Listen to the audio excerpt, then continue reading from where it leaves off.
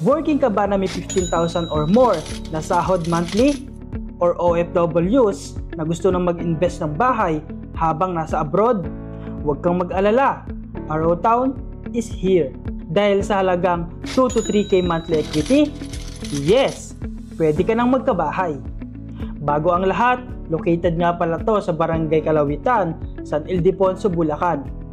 Bagay ito sa mga naghahanap ng mura at quality na bahay. Yes, hindi nga ito ganun kalapitan sa Metro Manila, pero ang kagandahan naman dito ay one bus ride lang going to and from Metro Manila. Very accessible ang location at malapit sa mga establishments. May safe at peaceful na community.